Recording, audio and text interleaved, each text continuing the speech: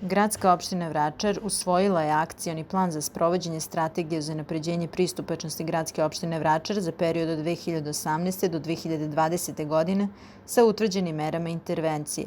Većina mera predviđenih akcionim planom u 2019. godini uspešno su implementirane. Opština Vračar podržala je izradu priručnika za prvu pomoć za osobe sa invaliditetom koji je štampan na ćiriličnom i Brajevom pismu. Izrađen je bon-tončić za najmlađu decu kako da se ponašaju prema deci koji imaju određene zdravstvene probleme i kako da im pomognu, a koji je podeljen učenicima trećih razreda osnovnih škola. Ugrađeni su svetlosni sistemi za uzbunjivanje u rekonstruisanim kancelarijama u upravnoj zgradi opštine.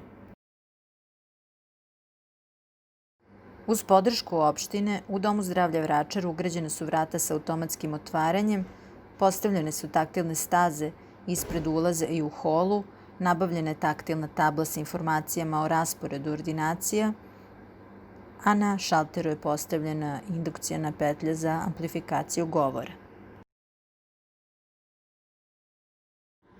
Taktilna staza od ulaza vodi do šaltera za informacije, a na šalteru je postavljena indukciona petlja.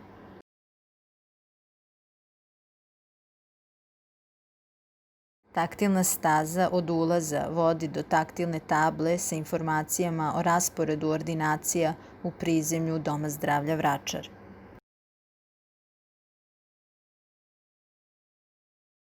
Opština Vračar je u 2019. godini započela postupak nabavki rampi i izvođenja radova na ulazima u 3 srednje škole na teritoriji opštine, 14. Beogradska gimnazija, 3. Beogradska gimnazija i Tehničko-arhitektonska škola. U arhitektonskoj školi, na stepeništu škole, ugrađena je podizna platforma.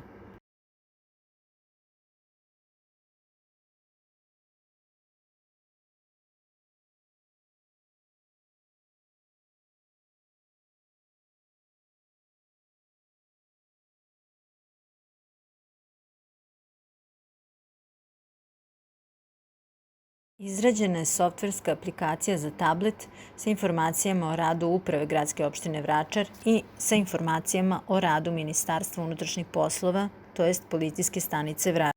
Na tabletu stranke mogu dobiti informacije na znakovnom jeziku ili zvučne informacije.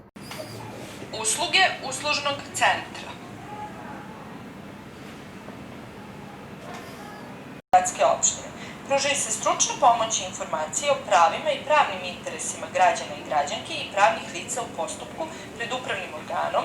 Omogućava se Besplatna usluga tumača za znakovni jezik pružena je za 70 korisnika, pruženo je oko 90 usluga mesečno, preveđene su vesti na znakovni jezik, a održan je i javni čas srpskog znakovnog jezika za sve učenike trećih razreda vračarskih osnovnih škola, na kome su deca učila kako da komuniciraju na srpskom znakovnom jeziku. U cilju povećanja pristupačnosti biračkih mesta formiran je tim koji je izlazio na teren, obišao sva biračka mesta i napravio izveštaj u kome su navedene mere za uklanjanje nepristupačnosti. Postavljanje međuopštinske saradnje sa gradom Beogradom, Novim Sadom i gradskom opštinom Savski Venac u cilju osnivanja servisa podrške u mobilnosti i komunikaciji, a sve u cilju povećanja pristupačnosti informacija i komunikacija.